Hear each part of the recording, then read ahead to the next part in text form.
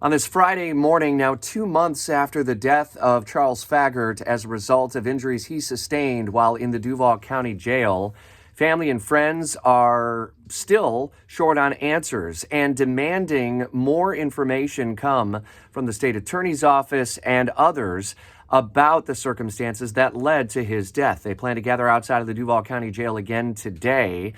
We continue to follow this still developing storyline as 8 of those corrections officers are still on leave, but very little new information has come to light about the death, the circumstances, and the medical examiner's report. As we gather new information on this developing story through the day, we'll be updating you. You can follow along on WOKV.com in our app.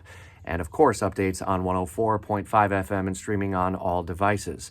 We're continuing to follow very closely the back and forth volley of missiles between Iran and Israel. Meantime, Israelis are coming to Florida as Governor Ron DeSantis is working to oversee the safe transfer of individuals here in our state. Most recently this morning, in the Tampa area, we're on top of that developing story, saying it's garbage. We are hearing from St. Johns County residents about a potential hike in what they pay for solid waste service in the county. Could see some significant increases under plans that are getting approval by the County Board of Commissioners. Final approval still is not yet set, and there's one more opportunity to be heard in early August.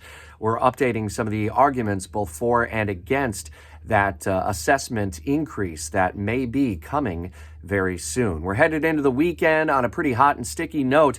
There will be a subtle change in the winds by late in the weekend. Chief Meteorologist Mike Burrish paints a decent dry picture for many neighborhoods starting on Sunday, and that pattern may last into next week if that means hotter temps for the Ringo Starr Show on Sunday night at the St. Augustine Amphitheater and some of your events that are planned for the closing days of June. We are getting a read from AAA on the expectations for travel as early as next week out ahead of the Independence Day holiday. That story updated throughout Jacksonville's Morning News.